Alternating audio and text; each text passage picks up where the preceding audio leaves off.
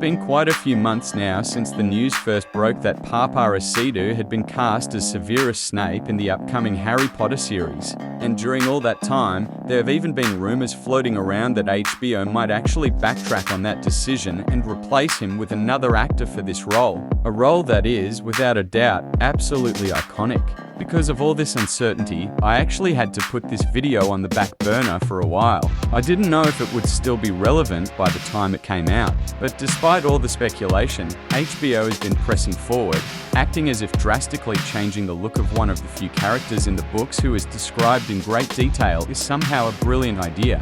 And now, in an attempt to soften the inevitable backlash and minimize the reputational fallout, they've tried to redirect attention by revealing the actors who are going to play the central trio, as well as Hagrid. So, in today's video, using the casting of Snape as our main example, we're going to dig into the bigger question: why do so many of us get irritated with what's now often labeled as woke? Why is it that certain changes, whether it's race swapping or altering other core traits of a character, are not just surface-level cosmetic shifts, but instead powerful narrative tools that, if misused, can completely break the story? And finally, we'll look at who's really responsible for the fact that so much of modern media ends up being, let's be honest here, not just underwhelming, but in many cases outright bad. Every time Hollywood takes on a beloved book, the same question comes up: how far is it really acceptable to stray from canon? Books often give us precise details: the age of the character, their looks, their habits, even their posture. An author leaves little space for interpretation. But cinema is different. It cannot and should not be a word-for-word copy. So what matters more?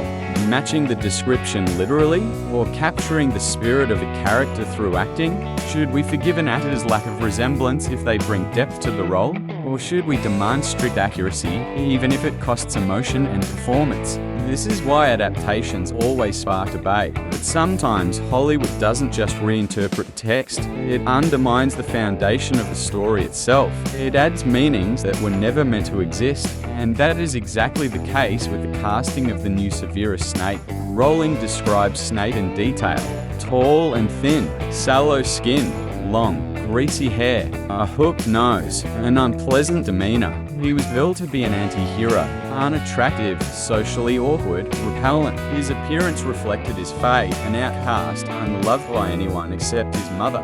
His classmates mocked him. Lily pitied him, but in the end, even she turned away.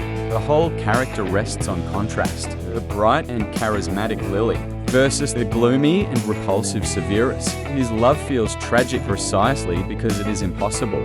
He longs for a light that he can never embody. This is why his art is one of the most haunting in the saga. But now, the role has gone to Papa Acedo. He is talented, yes, but he is also a professional model. Charismatic, polished, handsome, and that immediately destroys the essence of Snape.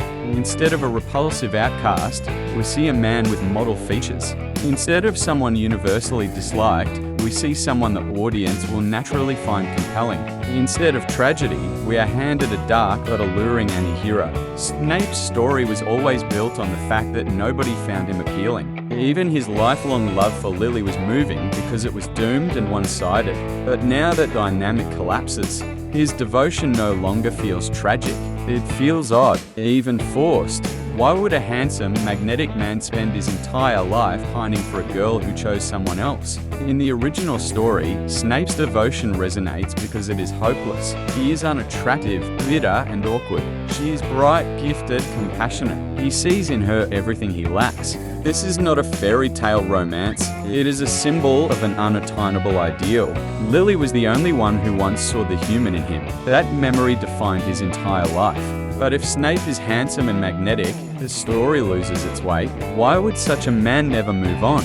Why would he remain frozen in that one schoolyard crush? And when you add the racial undertone, the story shifts again. Suddenly, it is no longer about an ugly outcast longing for unreachable light. It becomes the story of a black man who loves a white woman, only for her to choose the white bully who mocked him. That creates a very different and very toxic message.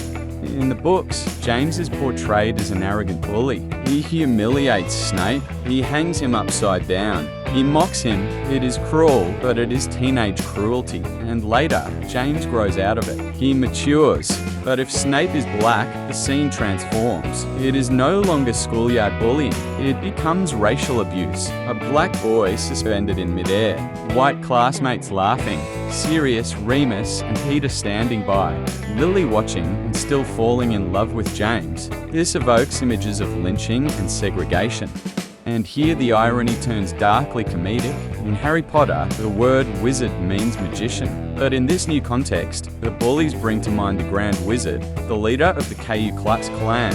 The story of wizards starts to look like a story about very different kinds of wizards, both absurd and disturbing. From the very beginning, Harry dislikes Snape. He suspects him, distrusts him, accuses him without proof. In canon, this is just a boy clashing with a strict teacher. But in the new version, it looks like inherited prejudice. Harry mirrors his father's hostility, continuing the cycle without even knowing it. In the first book, he insists Snape is after the Philosopher's Stone. In the second, he suspects him of orchestrating the attacks. In the third, he calls him malicious and vile. You're a wizard, Harry. Few moments later.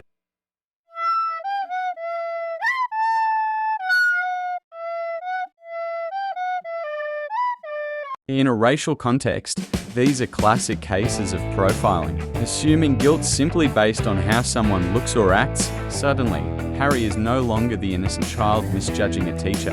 He becomes the boy who unknowingly carries on his father's prejudice. Rowling's Voldemort and the Death Eaters were always modelled on Nazis. The pure blood ideology mirrors Aryan supremacy. The persecution of Muggle-borns mirrors the Holocaust. The Horcruxes and obsession with immortality mirror the cult of ideology and death. The moral arc of the saga rests on this. Harry and the Order represent the antithesis. They are the resistance against tyranny and hate. But if James bullies a black boy, Lily ignores it, and Harry inherits the prejudice, then the allegory collapses. How can the story still be about resisting magical Nazis if the heroes themselves display discrimination? The message changes from stand against hate to hate is bad, except when our heroes do it. That destroys the moral clarity of the saga. Fantasy and science fiction have always thrived as escapism. They lift us out of our lives into worlds of wonder and timeless struggles of good versus evil. But in recent years, Hollywood has been sabotaging this role. Instead of fairy tales, audiences are handed political manifestos. Instead of universal struggles, they are forced to relive narrow historical traumas. And that becomes absurd when you remember the global audience of Harry Potter. Fans are not just white or black Americans. They are in Europe, Asia, Africa, Latin America. For many, American racial conflicts are distant, foreign, not central to their lives. For many viewers, this is like if every second Hollywood production suddenly focused on Japan's historical discrimination against Chinese or Koreans. Important, yes. Real, yes. But not universal. For a global audience, that is a localized trauma, not the universal theme Harry Potter was meant to be. Put this all together, and the new adaptation does not just reinterpret canon, it dismantles it. Snape is no longer an ugly outcast, he is a handsome model. His devotion to Lily is no longer tragic, it is forced and strange. James is no longer just a bully, he becomes a racist. Lily becomes the woman who looked past that racism. Harry becomes the heir to prejudice. The allegory of Voldemort as Nazism collapses, and escapism itself is stripped away, replaced by political discourse. Instead of a universal story of good and evil, of love and sacrifice, of hate and redemption, we are left with a politicized manifesto, one that feels alien, even hostile, to much of the global fan base. Why do these so-called woke cases even happen at all? Because let's be honest, we already have plenty of examples where representation was done right and nobody had a problem with it. The Sinners, I have a full review on my channel. Everything Everywhere All at Once, Black Panther, Green Book, even international projects like Squid Game, all of them were huge successes. And the success of these films proves one thing very clearly: diversity itself is not the issue. The real problem is that modern Hollywood often doesn't care about storytelling anymore. What it does care about is weaponizing minorities as a shield. They use them as cannon fodder to distract you from lazy writing and poor production. And even worse, they make it so that any criticism can be deflected. If you dare to say the story is broken, you get accused of hating representation. That is the trap. So how do we resist this narrative? Honestly, I don't have a perfect answer, but I do know one thing. Staying silent is exactly what they want. They want the audience to either swallow whatever they are given or to be too afraid to call it out. That's why I want to hear from you. Do you see the same pattern I do, or do you disagree? Should we just accept this as the new normal, or should audiences start demanding better? Drop your thoughts in the comments, don't hold back.